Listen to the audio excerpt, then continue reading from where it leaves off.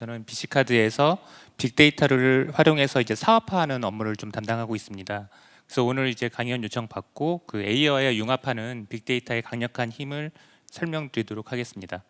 그 오늘 여기 올 때 또 많은 분들이 제가 이제 빅데이터 업무를 하다 보니까 빅데이터랑 AI랑 도대체 뭐가 달라라는 질문을 굉장히 많이 하시거든요. 저도 오늘 강연하러 온다고 이렇게 말씀드리고 보고 드리고 이제 오는데 똑같은 질문을 또 받았습니다. 그런데 AI랑 빅데이터랑 뭐가 달라라고 질문을 하셨는데요. 그러니까 뭐 뚜렷한 정의는 이제 다들 정의를 명확하게 인지를 하지 못하지만 기본적으로는 그 뭐 상당히 밀접한 관계가 있다라고 인식을 하고 계신 것 같습니다. 그 저희가 보시면 이 그림에서 보시는 것처럼 이제 IoT 기반의 사물 인터넷 기반으로 이제 CCTV의 카메라라든지 뭐 자동차 그리고 의료 건강 시설 여러 시설에서 나오는 다양한 데이터를 가지고 그 5G 같은 그런 초고속 그리고 초단기 초고속의 그런 인터넷망을 통해서 연결을 해서 이 기반으로 해서 이제 분석을 하는 내용인데요. 그러니까 굉장히 많은 데이터가 모이기 때문에 그 빅데이터를 활용해서 사람과 같이 생각하는 그런 인지학습 추론이 가능한 AI 컴퓨터를 통해서 이제 분석하는 내용입니다. 그래서 이러한 분석을 통해서 이제 금융이라든지 제조, 의료, 교통과 같은 다양한 산업군에서 이 데이터를 활용하고 이제 서비스를 제공할 수 있고요. 이 서비스를 통해서 다시 데이터가 생성이 되는 그런 선순환 구조의 관계입니다. 흔히 이제 AI라고 하면 이제 알파고와 같은 이제 바둑이라든지 아니면 그 자율주행 자동차를 먼저 떠올리게 되시는데요. 실제로 그 자율주행 자동차 같은 경우는 목적지를 입력해서 여러 가지 돌발 상황을 예측을 해서 그 목적지까지 도달하게 하는 데까지는 수많은 변수가 있고 그 변수를 다 극복을 하고 목적지까지 안전하게 운전하기 위해서는 차량에 굉장히 많은 센서들이 있습니다. 그래서 약 한 300여 개의 센서들이 뭐 레이더 그리고 라이다 그리고 카메라 그리고 GPS 같은 그런 여러 가지 IoT 장비들이 설치가 돼 있어서 여기 이 장비를 통해서 굉장히 많은 데이터들이 이제 생성이 되고 수집이 됩니다. 그래서 이제 운전을 자율주행을 가능하게 할 뿐만이 아니라 이 데이터를 활용해서 여기 보시는 것처럼 그 운전 습관을 파악을 해서 자동차 보험을 생성하게 하는 자동차 보험, 그러니까 운전 습관에 따라서 자동차 보험료를 차등 책정하는 그런 비즈니스를 만들어낼 수도 있고요. 그리고 타이어 공기압 같은 그런 차량의 상태를 확인해서 정비소의 자동 예약 서비스라든지 이런 내용을 할 수 있는 비즈니스를 만들어낼 수도 있습니다. 또한 그 자율주행차의 그 자율주행 기능을 활용해서 자율주행차가 실제로 이제 산업적으로 적용되지 않는 이유가 여러 가지 그 책임 소재라든지 이런 부분들을 해소할 수 있는 이제 무인 배송 시스템 같은 것을 먼저 이제 적용한다든지 이런 식으로 이제 여러 가지 센서에서 들어오는 데이터를 충분히 활용을 해서 이제 다양한 사업으로 연결을 할 수 있는데 그래서 다양한 또 매출로 이제 발생시킬 수 있는데 이제 기존의 이제 데이터를 수집 활용해서 새로운 비즈니스를 만들어내는 것이 DX의 그러니까 디지털 트랜스포메이션의 이제 핵심이라고 하고 있습니다. 그래서 또 다른 사례를 또 이제 말씀드리려고 합니다. 그 그림에서 보시는 것처럼 이제 그 전국에 있는 CCTV를 통해 가지고 외국인과 한국인의 이제 안면 인식을 통해 가지고 누가 외국인이고 누가 한국인인지 구분을 해내고요. 그리고 통신사의 유동인구 데이터 그리고 로밍 데이터를 활용해서 이제 입국하는 외국인과 그리고 체류하는 외국인 그리고 그들이 이제 직결하는 그런 장소를 좀 확인하고요. 그리고 카드사의 데이터를 통해서 주요 관광지에 있는 데이터를 그러니까 소비 데이터를 확보함으로써 이들이 실제로 이 관광지를 선호하는지 여부를 판별을 할 수 있을 것 같습니다. 그래서 이렇게 엄청나게 많은 데이터들이 이제 인베딩 과정을 거치는데요. 그러니까 먼저 이제 시간 과정별로 이제 데이터를 분류를 하고 그리고 객차와 관계를 다 설정을 한 다음에 그리고 그 벡터 값을 설정을 해가지고 그 의미 있는 그런 일련의 숫자로 바꾸고 그리고 데이터 벡터 간의 거리를 계산해 가지고 추천 모형을 인베딩 하고요. 그 추천 모형을 인베딩한 거를 좀 카테고리화해 가지고 그거를 가지고 그 실제로 데이터를 좀 정리하는 그런 작업들, 그러니까 룰을 세팅하는 그런 작업을 좀 인베딩 과정을 거칩니다. 그래서 인베딩 과정을 거친 다음에 우리가 이제 AI 분석 모형을 통해서 개와 고양이를 분석해내는 그런 이미지 분석 모형을 이용해서 그 CNN 모형을 활용한 이미지 분류 모델 이용해서 외국인과 한국인을 좀 구분을 해내고요. 그리고 그 알리바바의 추천 시스템을 통해서 그 다음 행동을 예측하는 이동 경로를 예측하는 그 모형을 활용하고, 그리고 실제로 구매하는 내용을 그 알리바바의 죄송합니다. 그 넷플릭스의 별점 기반의 추천 모형인 이제 협력 필터링 모형, 그리고 이 관계를 좀 더 그래픽적으로 활용하는 이제 그래픽 신경망 모델을 활용해 가지고 이제 상품 추천 모델을 통해 가지고 궁극적으로 외국인이 선호하는 인기 관광지 베스트 10을 설정했습니다. 이제 이 어려운 방법들을 다 통해서 이제 내린 결론이라 굉장해 보이지 않으신가요? 근데 이렇습니다. 근데 또 한편으로 생각하면 그 외국인 관광객이 선호하는 베스트 10 관광지를 이제 선정을 하기 위해서는 단순히 그냥 그 관광 가이드한테 요즘에 어느 관광지가 좋아요? 라고 물어보면 될 것을 우리는 굉장히 큰 작업을 해서 돌아왔다는 것을 또 느낄 수 있습니다.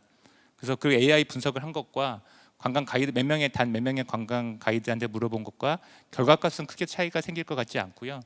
특히 이 관광 가이드한테 물어보면 왜 선호하는지까지 알 수 있는 더 고급 정보를 얻을 수 있는 그런 장점이 있을 것 같습니다. 그런데 이런 일들이 실제로 제가 좀 과장해서 설명드리겠습니다만 이런 일들이 실제로 우리 주위에서 많이 발생하고 있고요. 보시는 것처럼 이런 일을 심지어 이제 언론 홍보까지 합니다. 그래서 빅데이터를 활용해서 외국인 추천 관광지를 확인했다라고 이렇게 언론 홍보도 하고 이런 일들이 실제로 많이 일어나고 있습니다. 그래서 이런 좀 뭔가 비효율적인 일들을 좀 방지하기 위해서는 우리가 데이터를 바라보는 관점을 좀 바꿔야겠다는 생각이 듭니다. 일반적으로 이제 각 기업이 가진 데이터를 가지고 활용하는 왼쪽에서 보이는 이런 일들을 저희가 많이 했었거든요.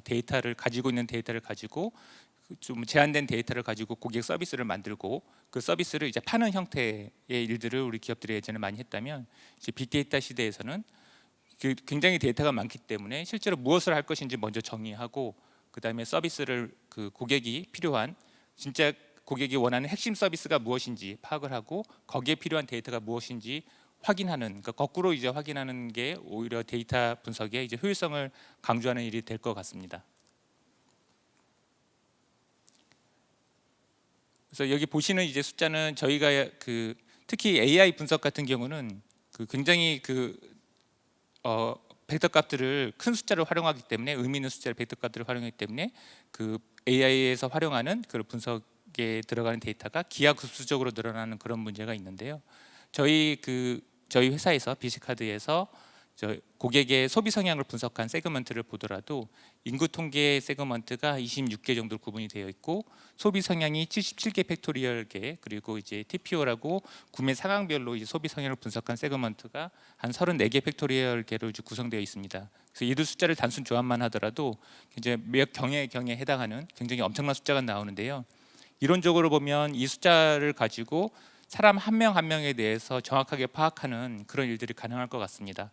그러나 이제 우리의 분석의 목적이 초개인화가 아니지 않습니까? 그러니까 우리의 분석의 목적이 초개인화라면 이런 일들이 의미 있을 수 있겠지만, 초개인화 분석을 해서 과연 무엇을 할 것인지가 없다면 이것은 굉장히 이제 비효율적인 일이 될 것 같습니다. 그래서 따라서 그 빅데이터 분석을 함에 있어서, 그러니까 AI에 융합하는 그런 빅데이터를 활용함에 있어서 중요한 것은 빅데이터의 효율성을 좀 먼저 고려해야 될 일일 것 같습니다. 네, 빅데이터 효율성을 높이는 일은 이제 크게는 이제 가능성을 높이고 그리고 확률을 높이는 일이 될 것 같은데요. 이제 가능성을 높이기 위해서, 그리고 확률을 높이기 위해서는 우리가 궁극적으로 목표로 하는 비즈니스라는 성과 창출을 달성하기 위해서 작은 데이터로 빠르게 시작하는 것이 무엇보다 중요합니다. 왜냐하면 빠르게 시작해야지 그 비즈니스 목적이 명확한 부분에 대해서 계속적으로 우리가 확인이 가능하고, 그리고 작은 데이터로 계속 이제 실행을 하면서 분석이 점점 고도화되기 때문에 이 작은 데이터로 빨리 시작하는 것이 이제 가능성과 확률을 모두 높이는 일일 거라고 생각이 됩니다. 그래서 우리가 그 작은 데이터로 이제 빨리 시작하게 되면 이제 비즈니스 역량, 가장 중요한 게 사업의 목적에 부합하는 비즈니스 역량이 결합이 되면서 빅데이터의 활용 가치는, 작은 성공이 계속 누적이 돼서 빅데이터의 활용 가치는 증대되는 구조인데요. 그래서 보시는 것처럼 예를 들어서 보시면 이게 데이터라고 하면 아주 작은 데이터입니다. TV 편성표 데이터인데요. TV 편성표 데이터라고 하면 이제 방송국별로 시간별, 날짜별로 이제 프로그램이 나와 있는 이 데이터를 가지고 모으기만 한다면 실제로 이제 그 KT와 같은 통신사가 가지고 있는 IPTV 사업 역량, 그리고 가구별로 그 송출 정보를 확인할 수 있는 미디어 트래픽 정보를 이제 이 편성표 정보와 결합하게 된다면 가구별로 이 가구가 육아 보유 가구인지, 뭐 골프 선호 가구인지, 아니면 VOD를 뭐 시청을 선호하는 가구인지 등 이제 가구에 대한 이제 성향을 분석해낼 수 있고, 이 기반으로 가구에 대한 성향을 분석해낼 수 있다는 말은 이 기반으로 다양한 비즈니스 창출이 가능합니다. 그리고 이제 확률을 높이는 일에 대해서 좀 약간의 설명을 좀 이해를 돕게 설명을 좀 드리려고 하는데요. 그 이기적인 유전자로 유명한 이제 리처드 도킨스가 눈먼 시계공이라는 그런 저서에서 들은 예시입니다. 실제로 그 눈먼 원숭이가 타자를 쳐서 이제 섹스피어를 쓴다라는 그런 가정인데요. 전체적인 섹스피어는 말할 것도 없고, 여기 보시는 내가 보기에는 그것이 족제비 같다라는 Me think it is like weasel이라는 28글자의 글자를 원숭이가 눈 감고 쳤을 때, 무작위로 타자기를 두들겼을 때 이 문장을 완성할 확률이 얼마나 되느냐입니다. 그래서 첫 번째 확률이 M에 해당하는 이제 그 알파벳 20, 그러니까 공란을 포함해서 이제 알파벳 27개를 이제 28번 치는 거니까요. 그러니까 이 첫 번째 M을 제대로 칠 확률은 27분의 1이고 그 다음도 27분의 1이기 때문에 27에 28승에 해당하는 그런 아주 적은 확률, 27분의 1에 28승에 해당하는 아주 적은 확률의 시도를 거쳐야지 이제 이 글자를 칠 수 있는 확률이 나옵니다. 근데 이 확률은 10에 한 40승으로 그 이 당시에 이 저자가 책을 쓸 때 당시에 컴퓨터 속도로 계산해 봤을 때는 한 대략 한 10에 30승년 죄송합니다. 10에 30승년의 시간이 걸리고요. 이제 이게 우주 나이 한 10배 정도에 해당하는 시간이 걸립니다. 그런데 이제 오른쪽에 보시는 것처럼 약간의 개입이 주는 효과인데요. 처음에 이제 무작위로 그냥 28글자를 뽑습니다.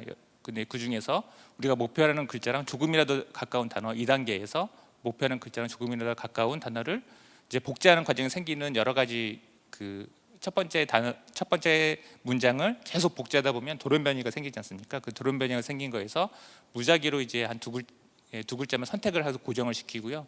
가까운 좀 그 우리가 목표로 하는 단어랑 가까운 부분들을 계속적으로 고정을 하면 한 43단계 만에 목표하는 문장을 이제 우리가 만들어낼 수 있다고 합니다. 근데 이렇게 되면 여기서 같은 컴퓨터 속도로 봤을 때는 한 대략 한 10에서 한 30분 정도, 11초에서 한 30분 정도의 시간이면 우리가 이런 일들을 할 수 있다는 내용인데요. 이게 반복에 대한 효과이기도 합니다만, 그래서 여기서 우리가 주목할 점은 선택이라는 측면입니다. 선택을 이제 하는 경우와 선택을 하지 않는 경우는 굉장히 큰 차이를 발생하는 거고요.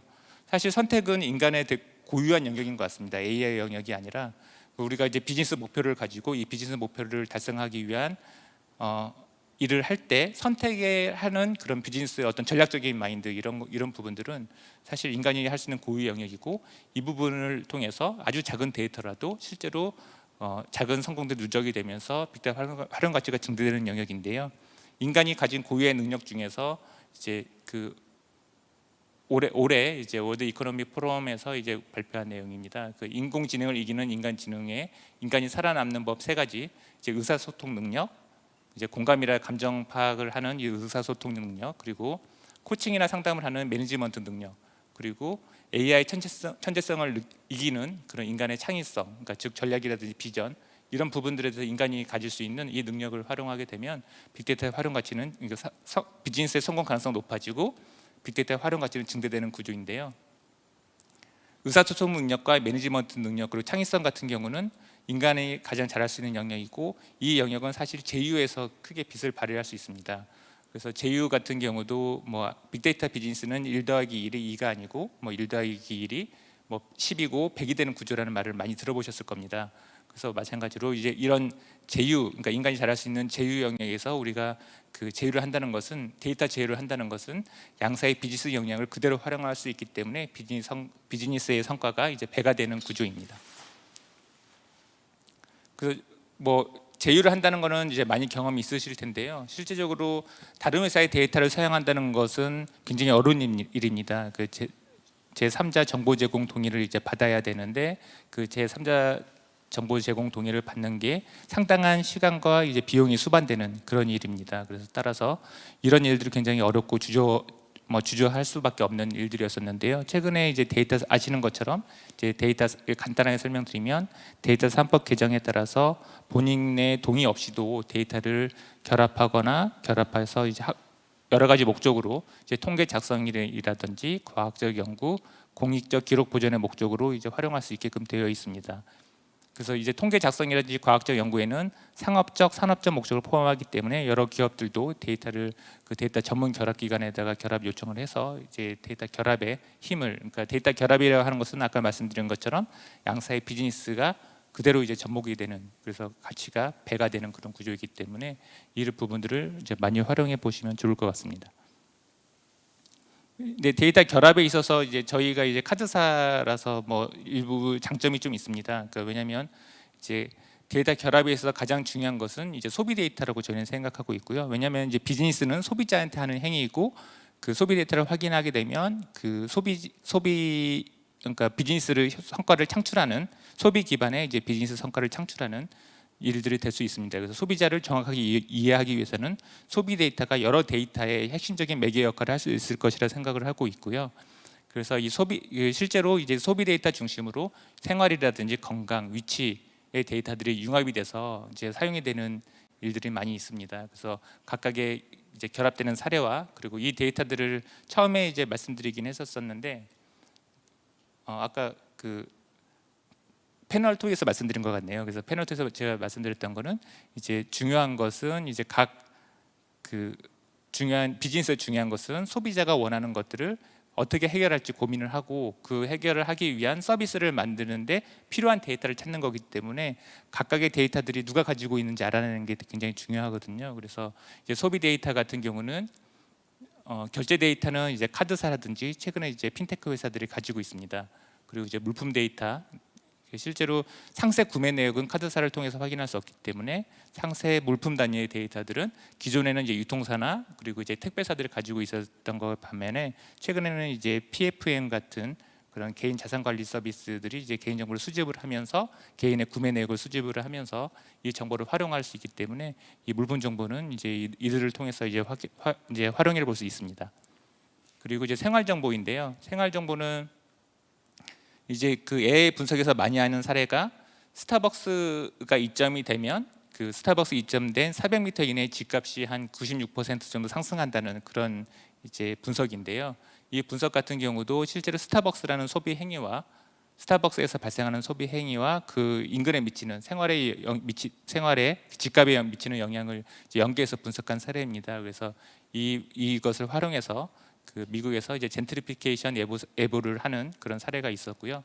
이와 같이 이제 생활과 관련된 데이터는 그 여기 보시는 이제 소비 기반의 멤버십이라든지 이제 매니가 이제 예시로 쓴 내용입니다. 이제 매니가라는 그런 그 앱에서 제공하는 소비 기반의 이제 멤버십, 그리고 그 공동의 생활을 이제 묶어주는 공동의 자금 관리를 한다든지 이렇게 하게끔 이제 이 데이터를 공동의 생활체 공동의 데이터를 모아주는 이제 스펜디라든지 허니듀, 그리고 주민에 대한 생활 정보 지자체라든지 정부가 가진 데이터, 그리고 아파트 ERP 회사, 이제 우리나라에도 굉장히 좀 이제 몇 군데 큰 회사들이 있는데요. 이제 아파트 ERP 운영사들이 이런 생활과 관련된 정보를 가지고 있습니다. 네, 그리고 그 건강과 관련된 정보는 이제 미국의 CVS라고 약국 체인입니다. 이제 아시는 분들은 아실 텐데 그 CVS에 있는 약국 체인이 그 에트나라는 건강보험사를 인수한 사례인데요. 그 실제로 약을 구매한 내역을 가지고 보험 서비스랑 연계하는 그런 비즈니스가 있습니다. 그래서 소비와 이제 건강 정보가 융합이 돼서 실제로 맞춤형 보험을 특정 질병의 발병 가능성을 예측하고 거기에 맞는 보장을 추천해주는 그런 서비스를 만들어낼 수 있고요. 이제 이런 이제 건강 정보는 이제 우리가 흔히 확보할 수 있는 게 웨어러블 제조사라든지 아니면 헬스케어 멤버십을 통해서 우리가 구할 수 있을 것 같습니다. 또 이제 위치 정보 같은 경우도 여기 예시로 든 거는 이제 많이 아시는 그랩 인슈어라는 서비스인데요. 이제 운전자가 이제 그러니까 탑승자가 탑승을 해서 이제 탑승한 내역을 가지고 그 부분을 가지고 운전자가 이제 보험을 가입하는 내용입니다. 그래서 이 보험을 가입해서 이제 운행할 때마다 보험금을 내는, 자기의 운행 기록을 보험금을 내고 그 보험금에 해당하는 서비스를 이제 받는 내용입니다. 네, 시간이 지금 경과가 돼서 마지막입니다. 이러한 데이터들은, 이런 위치 데이터들은 이제 통신사라든지 승차 공유 플랫폼 그리고 교통기관을 통해서 우리가 받을 수 있습니다. 그래서 뭐 제가 준비한 내용은, 오늘 준비한 내용은 여기까지였고요. 그리고 각자 이제 비즈니스에서 이런 뭐 고객이 원하는 서비스를 찾고 그 서비스를 가지고 이 데이터를 활용해서 비즈니스에서 성과를 창출하시기를 기원드리겠습니다. 네, 감사합니다.